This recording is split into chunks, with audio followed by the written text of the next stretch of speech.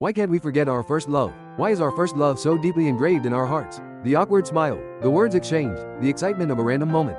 Even as time passes and life goes through many seasons, the memory of our first love never fades and crosses our minds at random moments. It's like a promise engraved in our souls. Swiss psychologist Jung said, "The encounters in our lives are not coincidences. Each encounter has meaning deep in our souls." From these words of Jung, we can see why we can't forget our first love. That person was not just a coincidence, but a mirror that reflected something that our souls were seeking. First love often comes at a time in our lives when we are still pure. It is the moment when our hearts are innocent, full of curiosity about the world, and we first experience the emotion of love. That person teaches us about ourselves. By falling in love, we learn the shape of our own hearts. And by thinking about the other person, we learn kindness, courage, and sometimes the meaning of being hurt.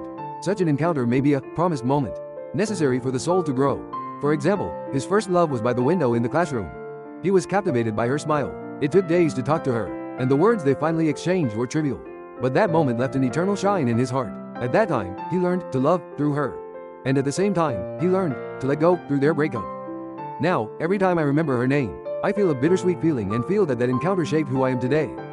Even as time passes and new loves and encounters come along, the memory of first love remains in a special place. It is not an attachment to something lost, but a proof of a promise that the soul once made. When you think of your first love now, it may not be a regret for the past, but a moment when your soul whispers, "Thank you." Without that encounter, you would not be here now. The reason you can't forget your first love is because it was a beautiful inevitability of life.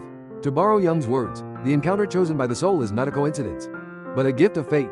I will keep this in my heart and walk on today. That memory will become an eternal light that gently illuminates you.